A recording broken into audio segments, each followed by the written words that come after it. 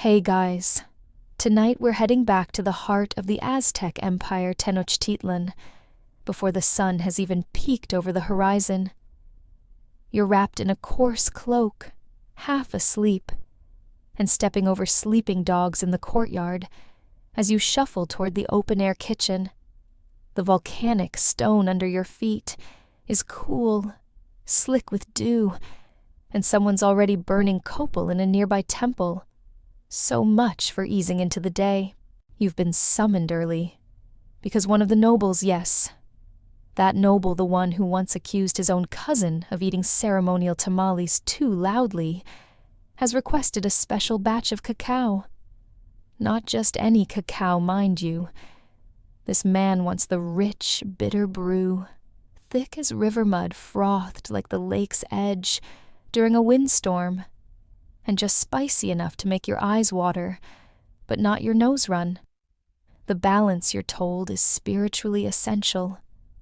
Of course it is. And here's the twist: he swears by a secret ingredient no one seems entirely sure of. You once heard someone joke it might be powdered obsidian. Another swore it was fermented bee larvae. That servant disappeared the next week, whether for gossip or gastroenteritis, who's to say? So before you get comfortable, take a moment to like the video and subscribe, but only if you genuinely enjoy what I do here. Let me know in the comments where you're listening from and what time it is right now. Now dim the lights, maybe turn on a fan for that soft background hum, and let's ease into tonight's journey together. You're stirring coals under a small clay brazier, now placing the heavy comel pan atop it. The beans are still raw, hard little ovals, smelling faintly of dirt and bark.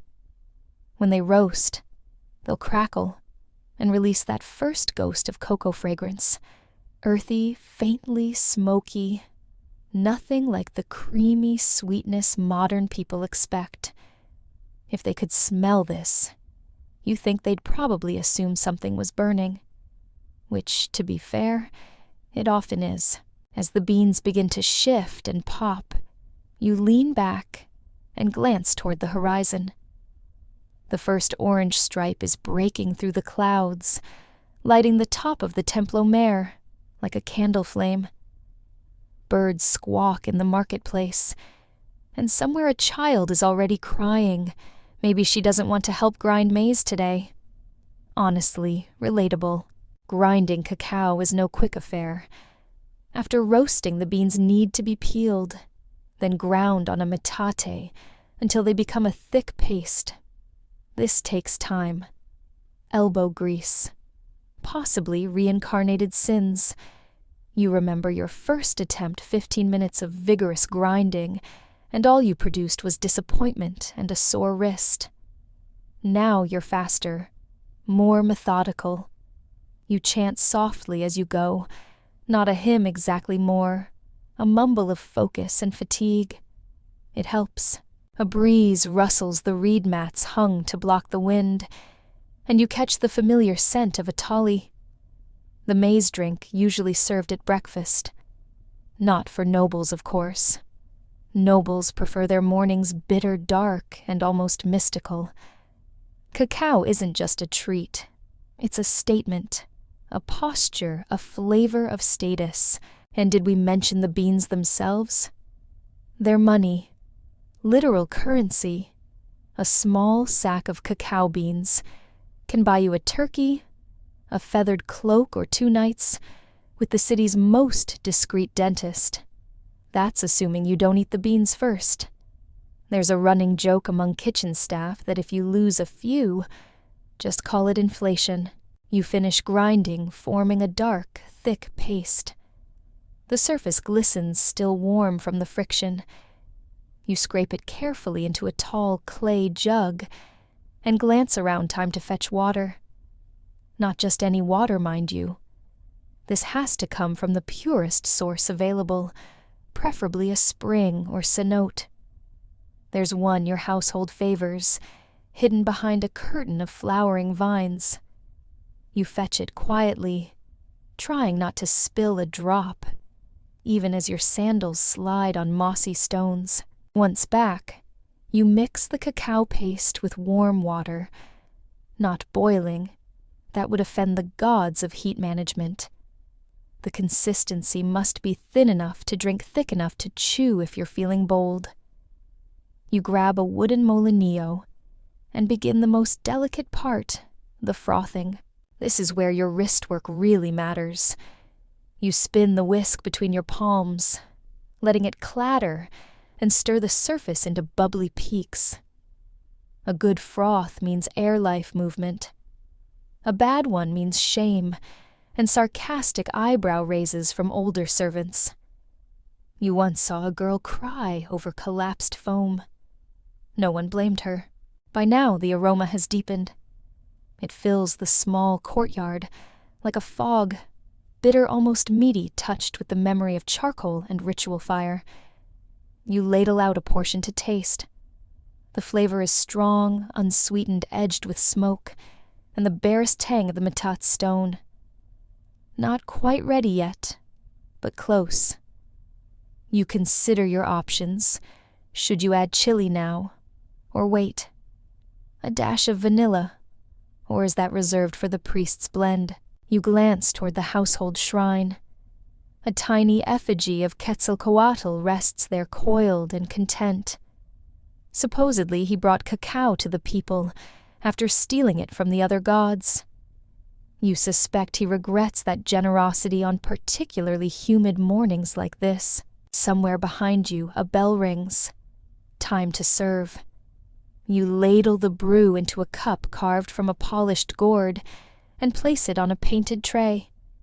Carefully, you tuck in a few cacao flowers, decorative, fragrant, not strictly necessary, but the noble once complimented them, and that was all anyone needed to hear. As you step into the stone corridor, breath-held tray, balanced, you can't help but wonder what today's secret ingredient will be, and if it will still be technically edible or legal. But that's tomorrow's problem. Today you've got the brew, the cup, and hopefully the gods on your side. You shuffle toward the market tray, now empty, stomach very much the opposite. The noble seemed satisfied. He made his approving grunt, didn't throw the cup at anyone's head, and even muttered passable, which in noble speak is basically a standing ovation. You reward yourself with a detour to the Tianguis, the vast open-air marketplace sprawling just beyond the main causeways of Tenochtitlan. It's just after sunrise, and already the place is pulsing with life. Traders arrange their goods with obsessive precision, feathered fans, obsidian blades, glistening maize. A group of dancers performs nearby, rattling with shells and wearing expressions that say, "I've been up since yesterday." You too are up, but you're on a sacred mission, restocking the kitchen's cacao supply. Because in this city, if you run out of cacao, you might as well run from the city. Your satchel jingles faintly with the soft clatter of cacao beans. That's right. They're not just an ingredient. These beans are money. Literal, tangible currency that jingles like coins, if coins smelled like damp dirt and dreams. You tried not to drop any. It would be like spilling your wallet if your wallet could be brewed into a breakfast. You approach a stall run by an old woman who has somehow managed to look both kindly and terrifying. Her display is a masterpiece, small pyramids of cacao beans, sorted by roast-level aroma, even alleged origin. Some are said to come from lands so far south, they're practically mythical, carried in baskets strapped to the backs of runners, who, according to legend, don't sweat, just shimmer. You ask for the usual. She grunts, squints at your hands, like she's trying to read your sins, and then begins scooping. She pauses suddenly. "This for that noble again?" she asks. You nod. She snorts. "Better add a few extra." His kind likes the rare ones, bitter red speckled. Some say they grow only where lightning strikes twice. You don't ask questions. Mostly because you've learned that when market women speak in mystical riddles, you just nod and act impressed. It's safer that way. Your fingers brush the edges of the sacks. The beans vary in color, some dark as night, others reddish, even bluish-gray. That last batch, supposedly from trees that grew along lake beds, haunted by talking herons. Probably just a marketing ploy, but the imagery is hard to resist as you trade your own pouch of standard beans, your meager wages for this sacred cargo. You overhear a debate between two men nearby. One insists that cacao's bitterness is a test of moral fiber, while the other says it's just because no one's invented sugar yet. Historians still argue whether sweetened cacao drinks existed in the pre-contact era, or if that's just another Spanish embellishment. Your personal opinion. Anyone who drinks this stuff daily either has divine patience or no taste buds left. You load up your bundle and begin the walk back to the household. Along the way, a child runs past laughing and waving a cup. You catch the scent cacao thinned with maize water. Likely a treat for her birthday. It's easy to forget how central cacao is here, not just for nobles or warriors, but for every layer of society. There's cacao for ceremonies, cacao for deals, cacao for kids with wobbly teeth, and elders with stories that go on 3 sunsets too long. A group of older men sits under a shaded archway, sipping from their own cups. They argue softly, sleepily about the gods' intentions with cacao. Was it truly a divine gift, or a distraction to test human self-restraint? You pass by and offer a polite nod. One of them raises his cup to you in silent salute. You feel like a traveling monk, bearing sacred beans. Back home, you begin sorting your haul. The rare beans go into a separate clay jar, sealed with wax, and marked with a feather assigned to the other servants, not to mess with it, unless they want dreams haunted by cocoa spirits. You set aside a few broken or discolored beans for less ceremonial uses, maybe a kitchen snack, maybe a prank. Last week, someone flavored the water jug with fermented cacao. It didn't go over well, but the frogs in the fountain seemed pleased. As you sit back and admire your work, a fellow servant drops beside you. Market busy, only mildly terrifying. She grins. Did you get the spicy ones? You hand her a red flecked bean. From the woman who sees into souls. Ah, she nods. So a reliable source. Together you inspect the beans again. The colors, the texture, the way they smell like earth after rain, but with a ghost of something darker. There's history here. Magic, maybe, or just the slow accumulation of meaning over centuries. These beans have fueled rituals, wars, flirtations. They've been crushed into offerings and stirred into goodbyes, and of course, they've also caused at least 3 palace arguments over correct froth height. You try not to think about that as you rise and stretch. Tomorrow, you'll begin preparing another batch.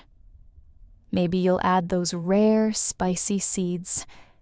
Maybe you'll experiment with a pinch of crushed marigold. Maybe you'll finally ask the old steward what he really puts in the noble's favorite blend. But for now, the beans are stored. Your hands are tired, and the sun has climbed high enough to remind you you've been awake far too long. Time for a nap. Or at least a few minutes of pretending to clean the comal while actually leaning on a basket. As you drift into half-sleep, the scent of cacao clings to your fingertips, warm and rich like the memory of a dream you haven't had yet. You're back at the kitchen hearth sleeves, rolled hair tied up with a fraying scrap of cotton, staring down the paste, like it owes you money. The cacao's been ground, the water's been fetched, and now it's time for the ritual that's half meditation, half upper body workout, turning this paste into a brew fit for noble lips.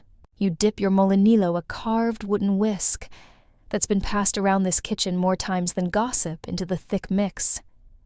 It sinks slowly, like a canoe on syrup. You start to roll it between your palms, building a rhythm. Spin, pause, spin again. Your arms ache within minutes, which seems cosmically unfair, given how little this task looks like exercise. The sound is soothing wood, clattering against clay water, sloshing gently.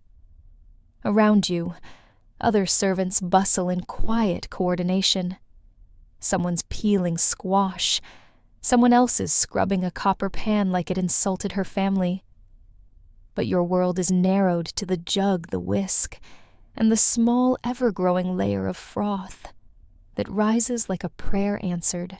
In Aztec society, the way a cacao drink is frothed is almost as important as the flavor. Too flat, and it's considered lifeless. Too thick, and it's showy. You aim for divine morning cloud, just airy enough to show care, not vanity. Historians still debate whether frothing was purely aesthetic or had some deeper ritual significance. You're more focused on the logistics. No one wants a noble slurping foam and declaring war over an under-whisked cup. As you whisk, a kitchen elder passes behind you and mutters, "Wrist, not elbow." You're not churning butter. You resist the urge to respond that you're not even sure what butter is. Instead, you adjust your technique. They're smoother, better. You add in a small dash of cold water. Just a touch, it helps lift the foam. This is one of those whispered tricks passed down among kitchen staff. Technically, you're not supposed to do it. But everyone does. Even the temple priests, though. They'll deny it while staring directly at the jug. Once the foam has reached that golden level of spiritual fluff, you ladle it into a clay mug. You run your thumb along the rim, wiping off a stray drip. Presentation matters, especially with the picky noble you're making this for. He once declared a cup emotionally disrespectful because the foam was lopsided. You're not sure what that means, but you're not risking a repeat. The mug warms in your hand, steam rising in lazy curls. The aroma is deep bitter, laced with hints of charcoal, and something floral maybe, from the metate, maybe from the gods. You breathe it in, and feel just for a second, like a priest, preparing a holy offering. You carry the mug to the outer room where the noble waits. He's half reclined on a pile of jaguar pelts, watching a performance of dancers too nervous to make eye contact. You step forward, place the cup on the tray, and kneel. His gaze drifts to you, and for a tense second, you wonder if he'll speak. Instead, he lifts the mug, sniffs and sips. Silence, then froth is passable. Spices balanced. Not entirely disappointing. You've learned that this is his version of delicious. You rise, bow, and retreat. One of the dancers gives you a quick thumbs up. You suppress a grin. Back in the kitchen, the others await your verdict. You mimic the noble's voice.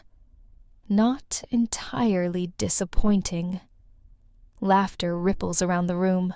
You return to your station and begin cleaning the molinillo.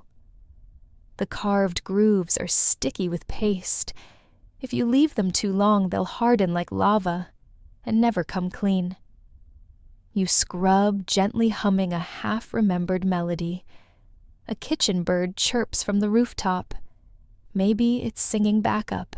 A younger servant leans in. "Did you add the chili this time?" You nod. just a pinch, and the annatto. You pause. A whisper. That gets a nod of approval. Annatto seeds are tricky. They add a reddish color and subtle flavor.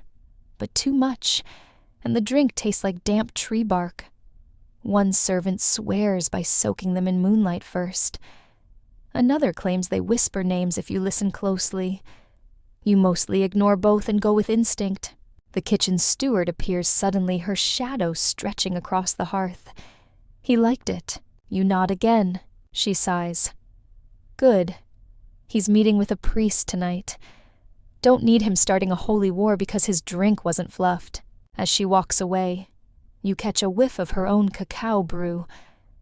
Hers is laced with something else. Something darker. She guards her recipe like a warrior. Some say she includes crushed jade powder. Others say it's just salt. The mystery makes it better somehow. Later, you prepare a second batch for the household shrine. The gods get their own cup smaller, but no less carefully made. You whisk it just as thoroughly, pour it with the same reverence, and place it on a stone altar near the kitchen's heart. A tiny puff of steam curls toward the sky, as if the gods are already sipping. You linger for a moment, staring into the foam. It swirls gently, catching the light. You imagine it showing you visions of ancestors, of rain, of quiet mornings in the mist. But no, it's just foam, just a drink. Still you whisper a quick thanks. For the cacao, for the day, for your wrists which somehow haven't fallen off. And then just like that, it's time to grind again. Back in the storeroom, your fingers hover over the spice trays, your brow furrowed with the solemnity of a priest choosing relics. The base brew is ready. Cacao roasted and groundwater gently heated, molinillo worked until the foam is peak fluff.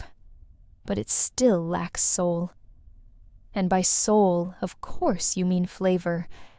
The noble expects nuance, complexity, notes of celestial harmony. You once served him a perfectly decent blend, and were told it had the personality of wet maize. So now, you choose with care. Chili. Always a classic.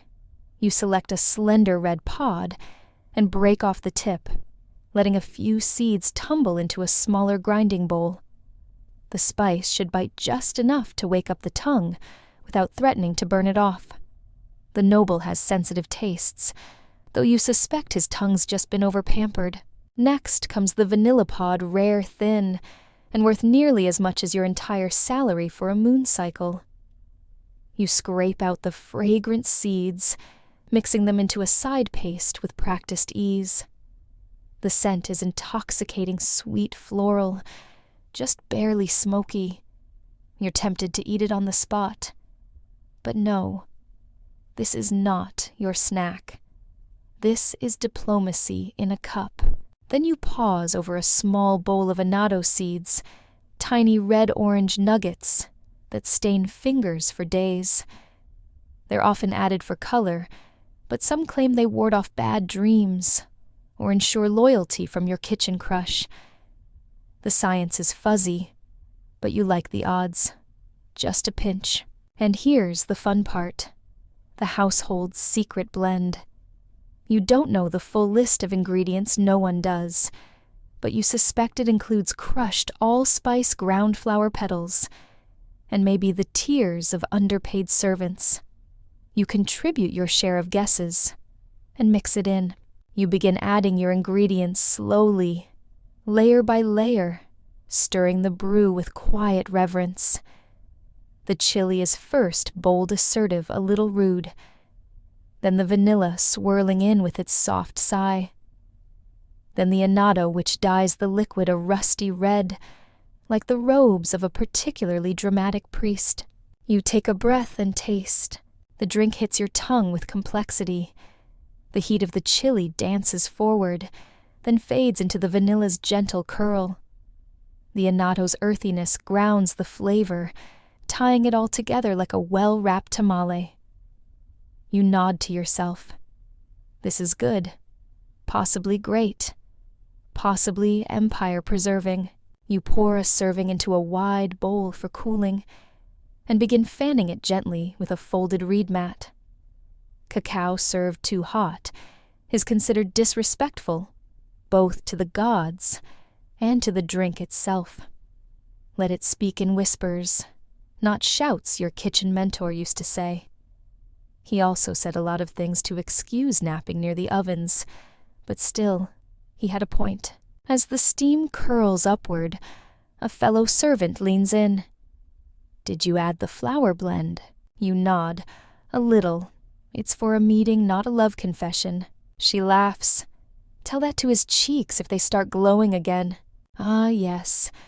Last time someone overdid the passion flower, and the noble ended up writing poetry to a houseplant.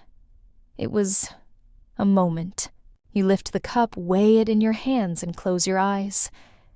The scent is rich now, almost intoxicating. Bitter with promise, warm with secrets. You think of the ingredients not just as foodstuffs, but as stories.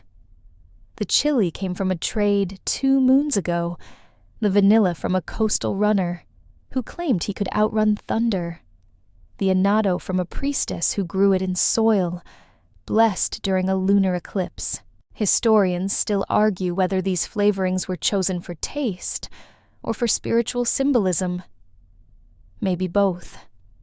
The Aztec worldview doesn't separate the sacred from the mundane the way modern folks do. Here, even breakfast can be a ritual. Even a drink can be a song. You step outside for a moment, drink in hand, letting the breeze cool your face. Nearby, a hummingbird flits between marigolds. In Aztec belief, hummingbirds are linked to warriors, fallen in battle, reborn in shimmering feathers and restless wings.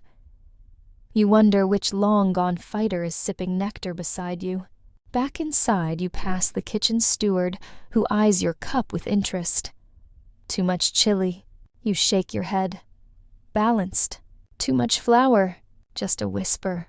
She nods, then raises an eyebrow. Did you stir clockwise or counterclockwise? You pause. Is there a difference? She shrugs. Only if you believe in fate. You roll your eyes and continue. The truth is, every household has its own theories. Some insist you must grind the beans during the waxing moon. Others swear that using copper vessels dulls the flavor. Still others suggest singing to the cacao during preparation. You tried that once. The kitchen cat ran away and didn't come back for 2 days. But in all seriousness, you've come to enjoy the artistry of it. The way ingredients fold into each other, how the heat and the grind and the rhythm of your whisking create something greater than its parts. You imagine your ancestors doing the same, crouched by firelight, passing down these techniques like lullabies. Before you serve the brew, you whisper a quick blessing, not a formal prayer, more like a promise, that the drink will carry its own message, that whoever sips it will taste more than just cacao. You walk the cup to its destination, careful not to spill. You feel the weight of it, flavor, story, and tension, all contained in one simple vessel. A drink, yes, but also a ritual, a message, a quiet little spell. And somewhere in the foam, you swear you see it swirl into a symbol, a hummingbird, a flame, or maybe just a ripple, but it's enough. You're wiping down the metate when one of the younger servants sidles up to you with a look that says, I have juicy gossip, and also, you might not want to hear it. You raise an eyebrow. She leans close. They say the noble's secret ingredient might be blood. You freeze pestle in hand, halfway through grinding more cacao paste. Whose, you ask, which in retrospect is a terrible question to lead with. She shrugs dramatically, symbolic maybe, animal, but maybe not. You groan and go back to your grinding, but of course now you're thinking about it. You've heard the rumors before, that in some ceremonies blood was mixed into cacao, for symbolic power to honor the gods to strengthen the soul. But those were usually temple affairs, not breakfast orders. Still, this is the same noble who once asked if you could infuse his morning drink with crushed jade, because he'd read somewhere it opened the heart chakra. You're not sure what a chakra is, but you're certain that crushed rock is a choking hazard. You mutter he probably read it on a carved stele in a temple restroom. The younger servant giggles and hands you a basket. Inside are several odd ingredients: dried marigold petals, white powdered roots, and what looks like bone dust. You stare at it. This isn't from a person, is it? She shrugs. Could be bird, could be deer, could be one of the messengers who made bad jokes. Joking aside, there's precedent here. Some cacao rituals, especially those tied to warrior initiations or funerals, did include elements like powdered bone or blood from ceremonial piercings. It was a way of joining the drinker with the ancestors, or at least reminding them not to spill any. Historians still argue whether this was widespread or reserved for elite rituals. You'd rather not find out the hard way. You inspect the bone powder again. It's fine, almost chalky. The label reads Tsitsi Middle Blend, named after the terrifying star demons of Aztec myth. So that's comforting. Still, the noble has requested the deep strength version, and this is what the steward handed down. You figure the worst it could do is give someone vivid dreams, or superhuman abs. Maybe both. You carefully mix the powder into a warm batch of cacao. The color doesn't change, but the scent does something sharper now. Metallics, like the tang of rain on stone. You glance toward the household altar again. A flickering candle casts long shadows across the little effigy of Huitzilopochtli, god of war, and the sun. He's not a cocoa connoisseur, but you suspect he'd appreciate the drama. You take a cautious sip. The flavor is intense. Still chocolatey, still bitter, but with a strange aftertaste. Not unpleasant, just mysterious. Like a memory you didn't know you had. You wonder what the noble will think, though you suspect he'll just complain it's not quite spicy enough. As you stir the brew, a thought bubbles up. What if you had to drink one of those ceremonial blends, the full-on, God-honoring, destiny-defining versions? Would your soul shimmer? Would you float? Or would you just cough and politely ask for maize water instead? You remember stories told around the hearth. Cacao mixed with human hearts, with obsidian dust, with tears. Exaggerations probably, but also, maybe not. You once met a kitchen runner who claimed her cousin had served cacao to a priest so powerful that his brew included a single feather from the robe of a sacrificed warrior. For flavor, she'd whispered. Still, there's something about all of this that feels more than superstition. The rituals, the ingredients, the reverence cacao wasn't just food. It was experience, connection, a liquid bridge between worlds. You begin preparing a side batch one, without the spooky extras. This one's for the midwives down the street, who requested a gentler blend for an upcoming birth. You add cacao, a bit of ground flour, and warm water. No bone dust. No blood. Just comfort. There's a pause in the air as you work quiet, focused. No jokes. No hummingbirds flitting by. Just the slow scrape of your spoon and the scent of something ancient. You pour out the noble's cup, placing it on a tray with a carved symbol meant to honor both gods and taste buds. You step carefully through the corridor, past tapestries that rustle, as if whispering warnings. He sips, pauses, blinks, and then murmurs stronger. Strange. I like it. You exhale slowly. That's about as enthusiastic as he gets. Back in the kitchen, you dump the leftover bone blend with a shake of your head. Not for daily use, you mutter. Another servant peeks in. Did he fly? Did the gods speak? You smirk. No. But he didn't complain about the froth. Gasps of approval ripple through the room. Later by the fire, you warm your own small mug. Just cacao chili and water. Simple. Honest. No powdered relics. You take a sip and close your eyes. It tastes like the morning, like stone and sunlight, and the hum of a city built on water, and for now that's enough. The kitchen is quiet now, save for the soft clink of pottery and the occasional thud of a dropped ladle.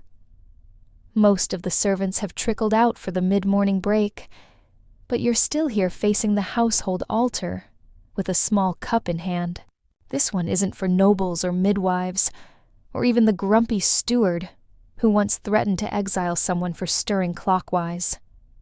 No, this cup is for someone else entirely, Quetzalcoatl the feathered serpent, the bringer of cacao, the one who, according to every version of the story, defied the heavens to bring bitter delight to humanity. You place the cup on the tiny stone platform before his image. It's a beautiful figurine carved from polished jade feathers, etched into his serpent-bodied tongue, curled in mid-speech. You swear his eyes gleam when the light hits just right, probably just polished on festival days. Probably. The drink you offer is simple cacao, lightly spiced frothy, but not flashy. You whisper a blessing the kind you've heard elders mutter, not formal, not liturgical. Just a few soft words. For the one who gave us this. May it not be wasted. May it not curdle. You close your eyes. For a brief moment, you feel a strange warmth at your neck, like someone breathing down it. Not unpleasant, just present. Then it's gone. You decide not to mention it to anyone. There's a reason cacao is so intertwined with the gods. According to lore, Quetzalcoatl stole it from the other gods after they refused to share it with mortals. He brought it down, taught people to cultivate it, to roast the beans, to grind them into that thick, bitter paste we now call the beginning of a very long day. Historians still argue whether the god's gift was symbolic, representing knowledge agriculture, or currency, or whether cacao truly had religious status on its own. You don't bother with that debate. You've frothed enough cups to know this stuff is sacred on a practical level. If you've ever watched someone drop a batch and beg the heavens for forgiveness, you'd agree. You remember one time during a particularly chaotic festival week, someone left a tray of cacao out in the sun. It curdled. Not just the taste everything. The mood, the people, the air. Birds flew backward. Someone sneezed in hexameter. It took hours to recover. So yes, you respect the cacao, and the gods, and especially the god who said, "Here, try this bitter sludge, it'll change your life." Because he was right. You glance at the altar again. Some say Quetzalcoatl visits kitchens, that he takes a sip when no one's looking, that if your brew is good enough, you'll feel it. The air will shift.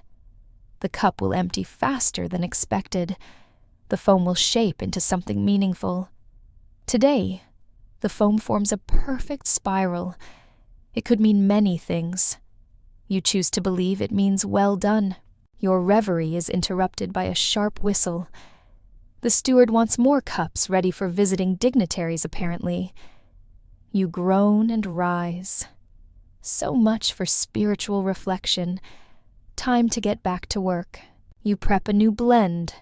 This one meant to impress people who wear more jewelry than clothing, and believe every other city is inferior by default. You go heavy on the foam lighter, on the chili. Diplomatic cacao bold, but not aggressive. It's a political beverage. As you stir, a fellow servant whispers behind you, "Do you think the gods actually drink it?" You pause. Sometimes you say, "But only if the foam is symmetrical." They laugh, but only a little. Because deep down, everyone believes something lives in those swirling cups.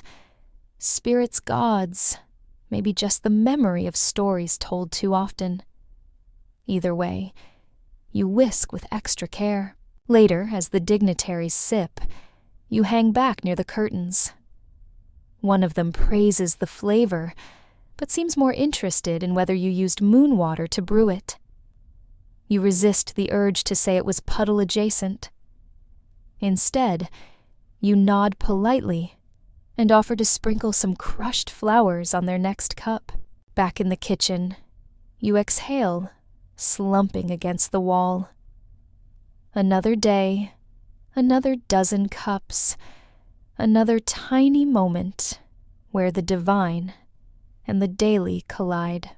You take one last look at the offering still sitting on the altar. The steam has stopped rising. The foam has settled into a shape you can't quite name. Maybe a serpent, maybe a feather, maybe just the natural pattern of a cooling drink.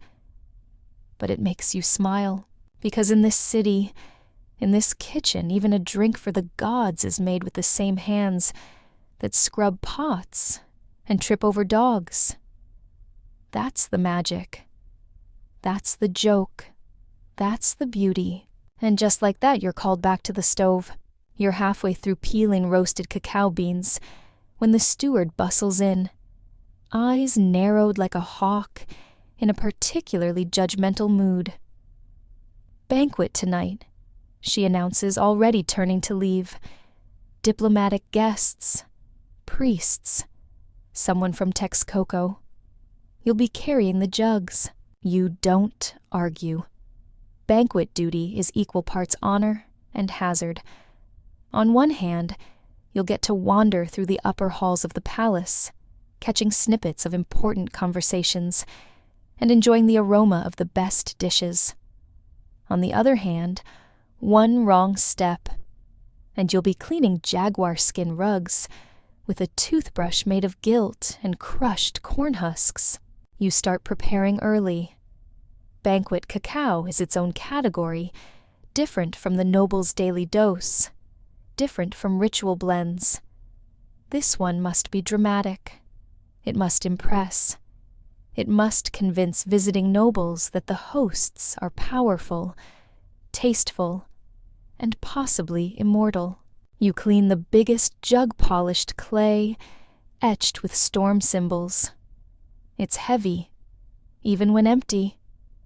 You run your fingers over the grooves and whisper, "Please don't leak. Please don't leak." It's not a prayer, just wishful thinking dressed in desperation. The brew begins the same way as always, roasting beans grinding to paste, whisking with the molinillo until your arms feel like you arm wrestled a mountain. But this batch is enhanced with a flourish of prestige cacao, grown on tribute lands, vanilla carried in by sprinting merchants, and a rare floral infusion, said to bloom only when 3 owls cry in unison. Someone swore. That's how it works. You don't question it. The spices are subtle, meant to build slowly.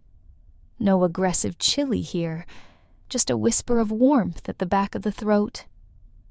You imagine it like a handshake, firm, confident, and not too sweaty. When the brew is ready, you carry the jug with both arms, like it's a sacred relic. You shuffle down the hall, careful not to let the hot clay brush your ribs. It's not that hot, but you're pretty sure any spillage here counts as a declaration of war. The banquet hall is already buzzing. Dignitaries recline on woven mats, feathers in their hair, and smugness on their faces. You spot a priest near the dais draped in robes so elaborate they might require their own servants. At the center, the host noble raises a hand, and all movement stills. You wait, and when he gives a subtle nod, you begin the pour. One by one, you fill cups with the ceremonial brew. The foam rises in lazy peaks, the scent curling into the air like incense. Heads turn. A few guests sniff. One murmurs, "Ah," like he's just been blessed. As you move, you catch bits of conversation. And so the emperor drinks this daily, twice if it rains, and it strengthens his vitality, unmatched. Like a hummingbird with ambition, you barely suppress a snort. The way people talk about cacao, you'd think it could resurrect extinct flowers and realign the stars. But that's the thing, cacao is political. Serving it in public is more than hospitality. It's theater. You're not just offering a drink. You're showcasing power, refinement, divine favor. The foam on that cup, it's soft diplomacy. Historians still debate whether Aztec cacao culture was more about ceremony or status. But you know it's both. These jugs carry more than flavor. They carry meaning. Subtle as a feather, heavy as an obsidian blade. You reach the end of your pour, relieved to have spilled absolutely nothing, and step back to the wall like a shadow with sore shoulders. You watch as the guests sip, nod, murmur. The host gives you a slight glance, and you swear his lips twitch upward. That's basically applause. Then the real entertainment begins. Dancers swirl, musicians play flutes carved from jaguar bone, and a storyteller recounts the tale of the moon goddess and her rabbit companion. You've heard it 100 times, but you still like the ending, where the rabbit tricks the gods by pretending to be the moon's reflection in a pool of cacao. A visiting noble raises his cup and proclaims, "This drink speaks of greatness." Another nods sagely and adds, "It tastes philosophical." You're not sure how something tastes philosophical, but you'll take it. Later, as the evening winds down, a priest requests a refill. You oblige, refilling his cup with care. He peers at you and says, "You made this." You hesitate. "I helped." He nods, sipping again. "You have a good hand. This foam, it's like a blessing." You smile. You won't tell anyone, but you'll remember that for weeks. Back in the kitchen, you finally sit cradling your own small cup.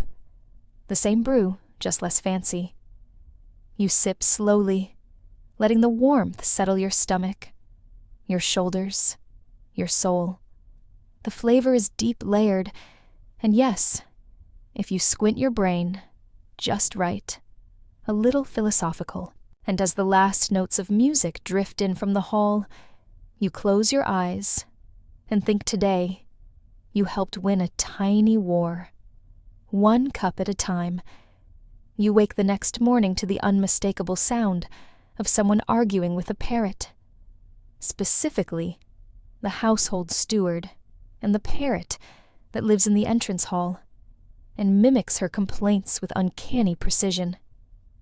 "No, you listen," the steward shouts. "No, you listen," squawks the bird. You bury your head under your cloak and mutter a soft plea for more sleep. But no luck. There's a buzz in the air today. Not the usual kind that means someone dropped a tray or oversalted the maize. No, this buzz is different. New faces in the courtyard. New accents drifting through the corridors. And most importantly, new rumors. You shuffle into the kitchen bleary-eyed, and one of the junior servants immediately grabs your arm. "Have you heard? She whispers, eyes wide. The pale ones are back. You blink. What ghosts? No, the foreigners. The ones who smell like wet dog and put honey on everything. Ah, the Spaniards. Now, they've been here before twice, maybe 3 times. Just long enough to confuse everyone and insult half the city's cuisine. Last time, one of them tried cacao and spat it out immediately, declaring it bitter and horrifying. The palace kitchens talked about it for a week. Apparently, they're here again asking for an audience with high-ranking officials. You're not invited, of course, but you hear everything from the pantry girls. Today, they've been tasked with serving cacao, along with a warning, sweeten it. You blink again. Wait. With what? Someone tosses you a gourd of thick syrup. Maguey sap. They can't handle the real stuff. You hold the container like it might explode. Sweet cacao. It sounds blasphemous, like boiling fish in river water, like cutting your hair during an eclipse, like adding sugar. You shudder at the thought. Still, curiosity gnaws at you. You sneak into a side corridor near the audience chamber, just in time to see a servant emerge with 2 empty cups and a strange expression. Well, you whisper. She shakes her head. They asked if it came with bread. You cover your mouth to avoid laughing. These foreigners you've heard mix cacao with milk of all things. Cow milk. As if sacred bitterness needs a creamy blanket. Historians will later argue whether the Spanish misunderstood the role of cacao, or whether they just couldn't handle anything, not sweetened to the point of dental ruin. But in this moment, all you know is that the visitors want their cacao soft, comforting, familiar, which is kind of the opposite of what it's meant to be. Cacao in your world is fire and smoke and sacrifice, a test of character, a handshake from the gods, not a cozy bedtime beverage. Still, you're intrigued. Later in the quiet of the kitchen, you prepare 2 versions, your usual rich, unsweetened blend, and the foreigner-friendly version, with maguey sap, and just for kicks a petal of wild vanilla blossom.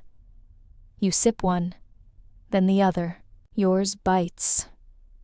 It burns a little, makes your eyes water slightly. The foam lingers at the roof of your mouth. It tastes like courage. The sweetened one, it's pleasant, cloying, like a hug from a relative you don't quite trust. It tastes like memory loss. You sigh. They'll probably write poems about this, and they will. Eventually, sweetened cacao will become all the rage back across the sea. Chocolate, they'll call it, losing the xocolotl along the way, stripping it down to something palatable, profitable, and pleasantly gift-wrapped. But you don't know that yet. All you know is that the foreigners didn't get it. They couldn't taste the centuries, couldn't hear the drums in the froth, couldn't feel the sunstone weight in the bottom of the cup. To them, it's just a drink.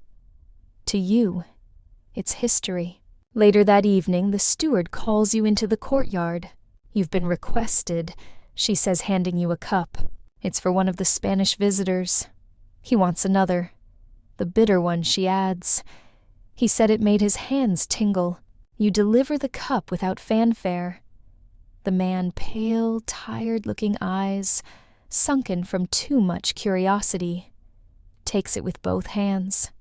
He sips, winces, then sips again. Better, he mutters. You nod. Maybe he's learning.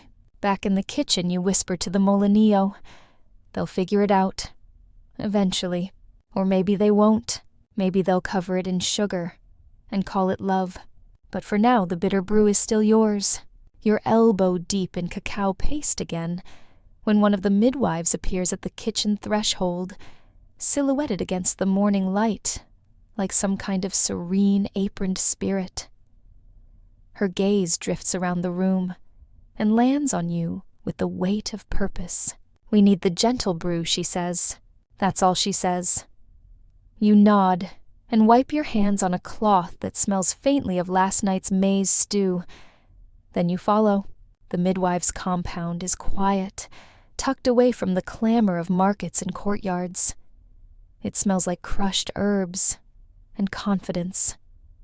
You're led inside past softly murmuring women woven mats and small bowls of pulped flowers. A woman lies curled on her side, her brow damp with effort, and her breath short and rhythmic. Beside her sits another midwife humming something that sounds like the earth breathing. You set down your basket and begin. This isn't your usual batch.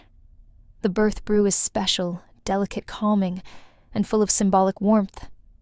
It starts with lightly roasted cacao, ground to a smoother, almost silken paste. You don't add chili. That would be cruel. Instead, you go for petals, crushed flor de cacao, calming chamomile, and just a whisper of wild vanilla. No sharp edges, no declarations, just a drink that wraps around the body like a soft blanket. You heat the water gently over a small brazier, not letting it boil. The cacao paste melts in with lazy grace, and you stir it slowly, rhythmically. No frothing this time. The foam is too lively for this moment. This isn't for waking up or impressing diplomats. This is for guiding someone across a threshold.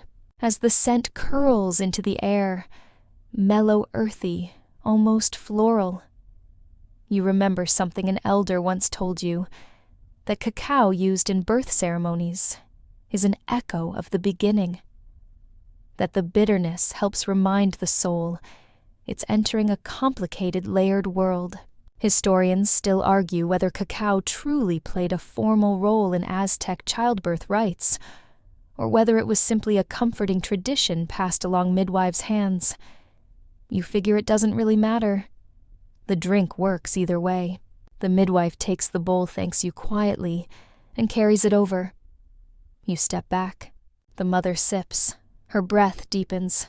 There's a stillness that follows a moment suspended between pain and joy, between what was and what will be. The walls hum. Outside, a bird calls out and is answered, later after the child is born. Healthy crying, all limbs accounted for. You're called back in. Another cup is needed. This one for the grandmother, who has been sitting stoically by the door, pretending not to worry. She takes the cup and offers you a nod. You made this. You smile. I helped. You did well, she says. It's like drinking sunlight through the trees. You pause, a little startled. No one's ever described your brew like that before. You file the phrase away in your brain's use later for bragging compartment. As you pack your things, you notice a tiny woven figure tucked into the corner. An old-style doll, stuffed with cacao beans and bits of cotton. A blessing, you're told. For protection, for sweetness, for sleep. You like that. Cacao for sleep. Not just warriors or nobles or gods, but for babies, for mothers, for the people who carry life forward with quiet strength. On the way back to the kitchen, you take a detour past the flower stalls. The air smells like marigold and wet stone. You buy a small bundle of blossoms and press them into your pouch.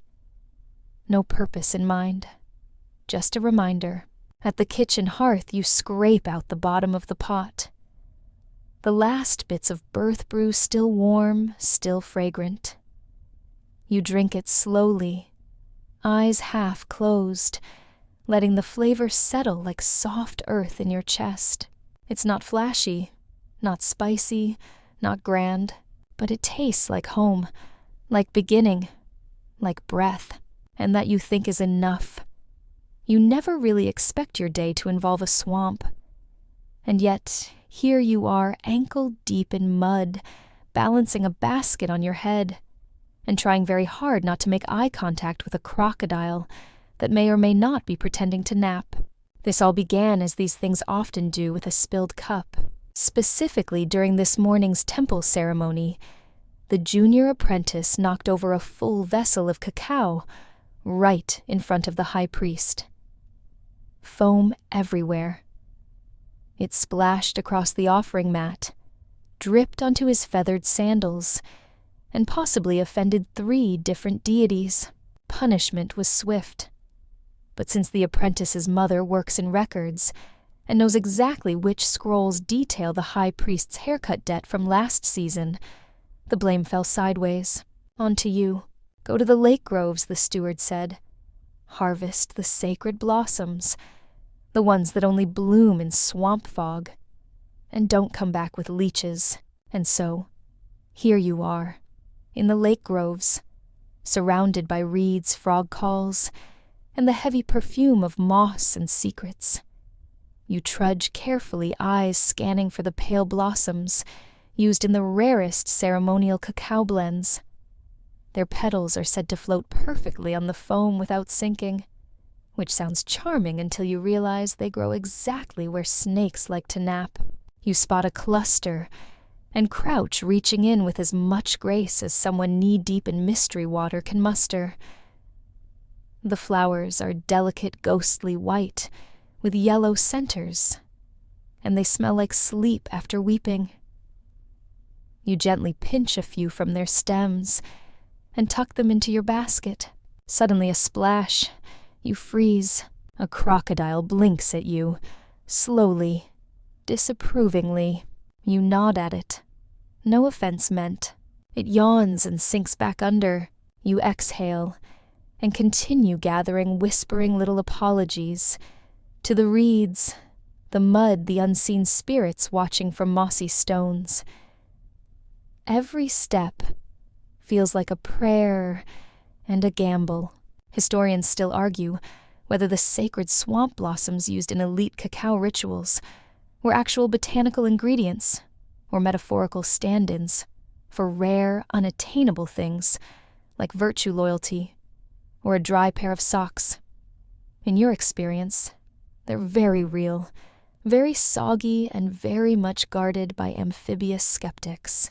Eventually, your basket is full, your feet are damp, and your legs are questioning all life choices. You begin the slow trudge back, dripping and triumphant. Back in the kitchen, your fellow servants gasp. You survived. Did you see the frog with the jewel eyes? No, you say, but I think a lizard judged me. They peel off your outer layers and sit you by the hearth. A bowl of maize soup appears like magic. You don't ask where it came from. You sip in silence, warmth spreading through your chest, your hands finally unclenching. Then comes the hard part, drying the blossoms. They must be laid on special reed mats turned gently every hour and sung to. Not actual songs, more like rhythmic hums. Some say it keeps the petals from curling too much. Others say it pleases the household gods who get bored without music. You hum as you work, something low and winding like the path through the grove. Later, the blossoms will be steeped in warm water and added to the cacao brew used for moon ceremonies. That's above your pay grade. But you take pride in knowing you were part of it. That when some high priest sips tonight's cup, he'll taste a little fog, a little mud, a little fear of reptilian teeth. You set the final petal down and step back. The room is quiet. The hearth crackles. Someone snores softly behind a spice rack. You close your eyes and think of the swamp, still green, heavy with breath, and then of the cup to come, warm, fragrant, kissed by a flower that only grows where few dare walk. And you think it's not such a bad punishment. Just, maybe next time you'll ask for shoes. Night settles thick and soft over the city, like a cotton cloak soaked in stars. You're up on the roof of the servant quarters, supposedly cooling down the matat, but really just catching a breeze and listening to the low murmur of distant drums. Somewhere across the lake, a procession winds through the streets, torches flickering chants rising with the night air. Next to you, old Teppo officially, the courtyard gardener, unofficially the repository of every tale ever told, sits whittling a flute out of bone. "You know where cacao comes from, don't you?" he asks, not looking up. You nod. "The gods gave it to us." He grunts. "That's the official version." "You want the jaguar's version?" You blink. The jaguar has a version. He smiles, revealing 3 remaining teeth, and more confidence than a person in sandals made of bark should legally possess. "Sit," he says. You sit, Teppo begins. In the time before time, when the sky was still deciding which stars to keep, there was a cave. Not just any cave. The kind that hums when you get too close, like it's holding its breath. Deep inside that cave, a jaguar guarded a grove of cacao trees. Not because he liked the taste. No, he liked the secrets. He leans closer, and his breath smells like roasted squash and fermented wisdom. Each cacao pod was a memory, a dream, a piece of something the gods forgot they left behind. The jaguar didn't eat them. He listened to them. He'd sit for hours, tail flicking, while the pods whispered. You squint, whispered. Teppo shrugs, in the way that dreams do. Nonsense that feels like truth. One day, he says, a mortal stumbled into the cave. Hungry, lost, brave or foolish, probably both. The jaguar watched him curious. The man didn't steal, didn't panic. He just sat, waited. Eventually, the jaguar brought him a single pod, let him crack it open. Inside was the first cacao bean. He took it back to his village, planted it, watered it with lake water and lullabies. That tree grew faster than time, and from that tree came all the others. You exhale slowly. So, we're drinking dreams. Teppo chuckles. Always have been. Historians still argue whether cacao cultivation began deep in caves near sacred springs or along trade routes influenced by Olmec agriculture. You suspect the truth is a little bit of all 3, and a lot of jaguar myth layered over time. Teppo taps your shoulder. You want to know why we offer cacao to gods, to nobles, to newborns. You nod, because we're reminding the universe that we remember, that we know what came before us, that we honor the silence behind the sweetness. You think about that. Later you help him pack up his tools. He gives you a half-carved flute and tells you to finish it someday when the moon tells you how. Vague but charming. As you descend the stairs back to the kitchen, you feel like the city has shifted slightly. The ground still solid, the air still warm, but something in your chest feels taller, lighter. You roast a small batch of cacao, not for anyone in particular, just for the moment. As the beans crackle, you hum the tune Teppo was whittling into the air, a little jaguar rhythm, a little cave echo. And when the drink is ready, you whisper into the cup, I remember, just in case someone or something is listening. You wake with the taste of obsidian in your mouth and the distinct memory of a frog speaking fluent Nahuatl. Clearly, something went wrong with last night's cacao. It all started with a simple mistake. You were curious. The fast had begun at sunset. The kitchen had gone quiet, the usual bustle dimmed to a hush. A religious observance. You didn't catch all the details, but it involved one of the priests retreating to the hills and something about purifying the inner vessel. Most of the servants were given lighter duties, and the kitchen brew was to be suspended until sunrise. Naturally, this made you crave cacao more than ever. The forbidden always tastes better even if it's bitter, and may lead to divine confusion. So when you spotted the leftover ceremonial blend cooling in the back corner, just a sip, still warm, lightly spiced, you didn't hesitate. You drank it, all of it, and now you're paying the price. The dreams came quickly.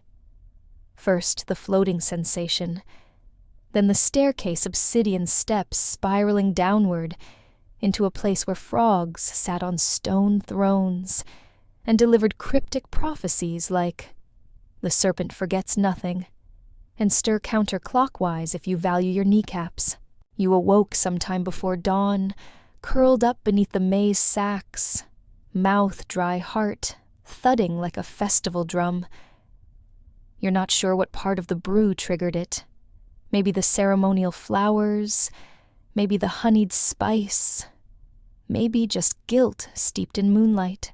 Historians still argue whether cacao had psychoactive properties in its ceremonial forms, or whether the reactions were purely symbolic psychosomatic, or part of fasting-induced visions. You now fall firmly in the camp of sometimes a little of everything. Bleary-eyed, you shuffle toward the shrine where the morning brew is already underway. You're not assigned to cacao duty today, thankfully, but you can't resist hovering, watching, smelling, regretting. One of the elder servants spots your dazed expression. "Did you fast?" she asks, squinting. You consider lying. Instead, you mutter, "I might have pre-celebrated." She snorts. "Rookie mistake. You never sip the moon batch." Lesson learned. To clear your head, you volunteer for courtyard duty, which is mostly sweeping up flower petals and shooing pigeons who think they own the place. The air is cool, crisp, and full of early morning gossip. Apparently, you're not the only one who bent the rules. Someone else snuck a taste, claimed they saw their grandmother waving from a cloud. Another described the sensation of being gently fluffed like a pillow. Yet another just slept for 13 hours and woke up craving mushrooms. You start to wonder if the forbidden brew was meant to open something up. Not just the senses, but the soul. Maybe it wasn't punishment. Maybe it was preparation. A priest walks by, nodding at you. "May your dreams be fragrant." He says a ceremonial blessing. You nod back, trying not to think about frogs with monocles. By mid-morning, you've recovered enough to help with the regular cacao prep. Nothing ceremonial today, just a batch for a group of dancers who'll perform at the afternoon rites. They like it spicy, bright, energizing. You throw in a bold pinch of chili, some crushed cacao flower petals, and a splash of cooled maize brew to lighten the texture. As you whisk, you feel your balance return. The foam rises evenly. The scent is grounded. Your hands move with purpose again. You ladle it into simple jugs, balancing the trays on your shoulders. As you walk, you feel a gentle warmth rise not from the drink, but from the memory of it, even the strange parts, even the talking frogs. Later you sip your own modest cup. No dreams, no staircases, just warmth, bitterness, familiarity, but in the foam, just for a second, you think you see a spiral. The shouting starts before dawn, a sharp rhythmic chant, feet pounding the packed earth, and the unmistakable thunk of a rubber ball slamming against stone. You sit up groggy and wrapped in last night's kitchen cloak and blink toward the noise. The ball court is alive. It's match day, and that means, you guessed it, cacao duty. The athletes are already warming up, leaping and twisting like jaguars' possessed muscles gleaming in the morning mist. These aren't your run-of-the-mill local show-offs. These are elite players. Trained, fed, prayed over, and massaged to within an inch of their lives. And they need fuel, specifically a very particular blend of cacao. You shuffle into the kitchen greeted by a basket of ingredients and a note in the steward's crisp handwriting, strength blend. High froth, no flowers, 1 dash dried chili, 1 pinch crushed wasp larvae. Do not substitute. You groan. The wasp larvae are the worst. They smell like old dreams and crunch like guilt. Still, orders are orders. You set to work. First, the cacao extra dark roasted to the point of near smoke. Then the grind long, slow, methodical. You mix it with warm water, stirring in the chili, the larvae, and a sliver of roasted maize powder for texture. No sweeteners.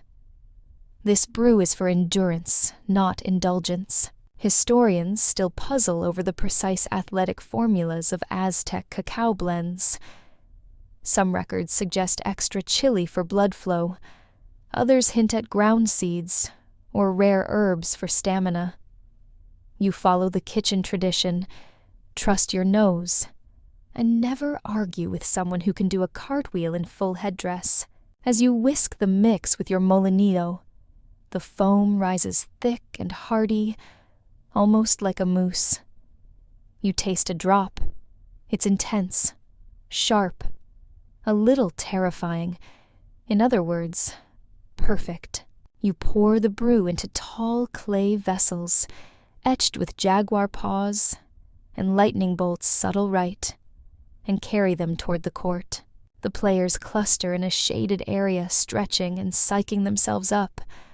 One of them, a mountain of a man with braids down to his waist, grins when he sees you. Is this the good stuff? You nod. Wasp larvae level? He whoops and slaps your back so hard, your bones briefly consider retirement. They pass the cups around, sipping with practiced reverence. This isn't just fuel. It's tradition. Ritual, a taste of power. You linger nearby, watching as they take their marks. The ball slams into play, and the match begins leaping, twisting, diving. No hands, only hips, elbows, knees, and raw determination. The crowd roars. You can feel it in your teeth. One of the players, a wiry woman with eyes like sharpened obsidian, moves like wind given purpose. She glances your way after scoring, and mouths spicy. You take it as a compliment. After the match, the players return for a second round. This one milder recovery brew, flavored with maize flour and just a touch of wild mint. You prepare it quickly, efficiently, hands moving before your brain catches up. The ball court steward thanks you with a nod. They say your brew gives them legs like hummingbirds. You blink. Fast. No. Small. And surprisingly aggressive. You accept that. Later, you sip the last of the leftover strength blend. It's thick, gritty, and tastes like ambition. You can almost feel your muscles flex in response, and for a moment you imagine yourself on the court, leaping, spinning, winning. Then you remember your actual talents lie in whisking and not falling asleep in the spice storage. Still, the cacao hums in your blood. The match is over, but the brew lingers. You're summoned at dusk. The message is simple. The Emperor requests his cacao. Personally, your first reaction is to laugh, assuming it's a kitchen prank. The second is to panic when the steward confirms it's not. Montezuma himself wants a cup, and not just any cup, your cup. Apparently, word of your foam skills has reached the top, and now, somehow, your existence matters. In imperial beverage circles, you are terrified. Montezuma, after all, is no casual sipper. He reportedly drinks dozens of cups a day. Not for hydration, not even for taste, for strength, for prophecy, for war. It said he never meets a foreign envoy or dreams of conquest without a vessel of cacao at his side. You try not to think about this as you begin prepping. The beans for this batch come from the emperor's private supply, smaller, darker, and so oily they leave a sheen on your fingertips. You roast them gently, careful not to break any. You've heard stories of kitchen staff banished for over-grinding, for boiling the water, for daring to serve anything less than celestial. As you grind, the scent rises richer, deeper than anything you've ever handled. This isn't cacao. This is legacy. No chili, no flowers, no maize. The emperor's blend is as pure as myth.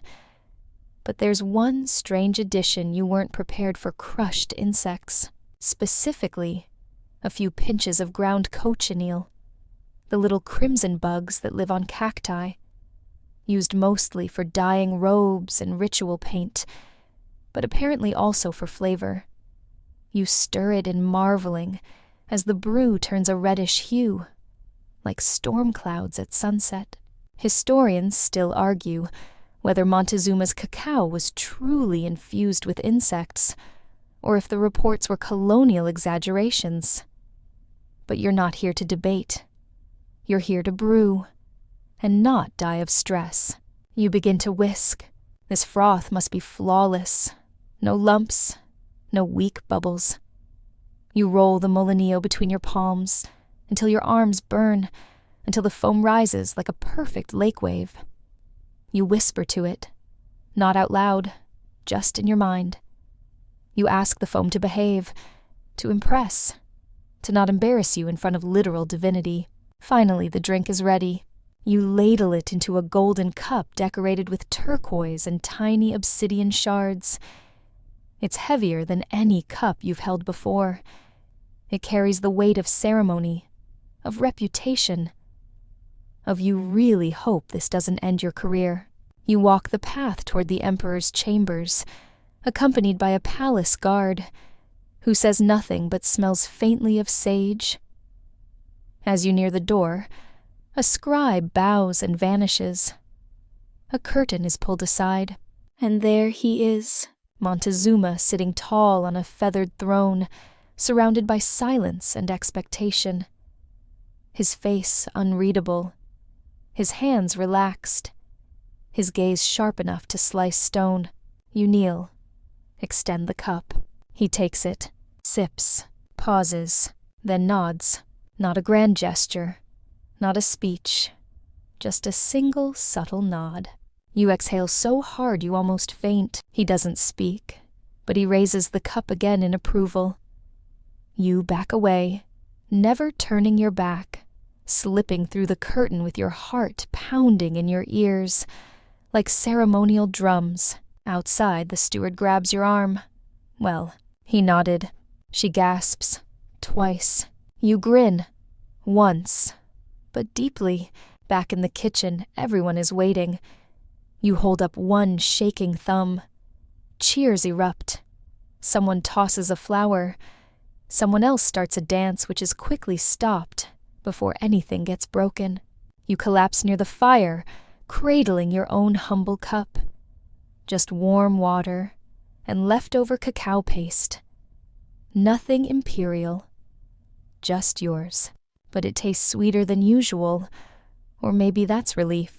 You stare into the foam and think today you served the emperor, and tomorrow you'll probably be back to scraping burnt maize off the comal. And honestly, you're okay with that. You're back in the storeroom hands, sticky with ground vanilla staring at the oldest jug in the kitchen. It's a big thing, wide-bellied, patched with layers of hardened sap and thyme. It's stored on the highest shelf, swaddled in a faded cloth, and marked with a symbol that roughly translates to "do not touch," unless your name is in a prophecy. Today, your name is close enough. The steward called you in quietly away from the bustle. She looked over her shoulder, then pointed at the jug. He wants the real blend, she whispered. You frowned. She nodded. The real one, which is how you find yourself gingerly lifting the jug down with the help of a wooden stool and a prayer. It's surprisingly light, yet it hums just slightly, like it remembers stories the rest of the kitchen forgot. You open it. The scent hits you instantly. Cacao, yes, but aged, mellowed, wrapped around layers of something else. Dust, spice, smoke, memory. You swear it smells like music. You scoop some of the contents into a bowl, a blend of cacao powder, and things. Dried herbs, crushed seeds, something reddish, something golden, something you can't name, but that makes your fingertips tingle slightly. You add warm water and stir gently. No molinillo this time. Just a spoon. The texture thickens slowly. The color deepens into a soft bronze. Not quite brown, not quite red. You taste a drop from the tip of a reed. It's not bitter. It's not sweet. It just is.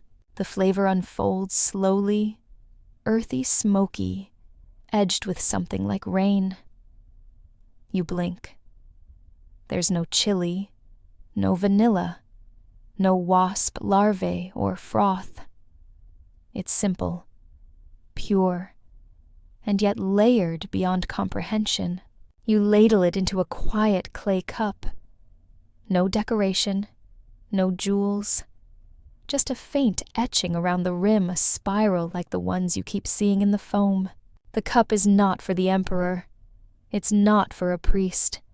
It's not even for you, though your hands are holding it. It's for the old steward. She sits in the corner near the hearth, her back straight, her eyes closed. You bring it to her without a word. She takes a sip, pauses, smiles. Finally, she murmurs, "You tasted it." You raise an eyebrow. She opens her eyes. Everyone always thinks cacao's about the chocolate, about the spice, about the foam. But it never was. You sit down beside her. Then what was it? She lifts the cup. Everything else. You blink. The secret ingredient, she says, voice low, is not cacao. Never was. It's the memory. The hands that grind it. The breath that stirs it. The people who drink it and pass it on. It's the silence between sips. You look into the empty cup and you see yourself, the steam, the firelight, 1,000 mornings and 1,000 cups. No sugar, no chili, just everything that came before. You rise slowly, heartful mind quiet. You return to the kitchen, the fire, the scent of beans roasting again. And you begin grinding, not for a noble, not for a festival, just because it's morning, and that's reason enough. Word count 174. Wind down 300 words. The fire in the kitchen crackles low, now gentle and golden, casting sleepy shadows on the stone walls. Outside, the last torches are flickering out, and even the parrots have stopped gossiping. The night air hums softly, and somewhere beyond the city, the lake reflects stars in patterns only the frogs understand. You rest your hands on the warm clay bowl in your lap. The scent of cacao lingers faintly smoky, just a little bitter, deeply familiar. Not too sweet, not too bold, just right. You remember the foam, the rhythm of the molinillo, the hum of stories whispered over jugs and firelight. You think of the noble's picky palate, the swampy detour, the jaguar who guarded secrets in a cave, the laughing dancers, the midwife's hush. You think of the frog who knew riddles and the cup you served to a king. All of it swirling in one cup, and slowly, softly, you let the weight of it fall away. There is no rush now, no tray to carry, no spice to measure, only warmth in your chest, the steady hush of your breath and the memory of a drink older than stories. You close your eyes, feel your body sink a little deeper, and as you drift, the last image that floats through your mind is a single spiral in the surface of a cup, spinning slowly, quietly, just before sleep takes you. You're safe, you're still, you're home.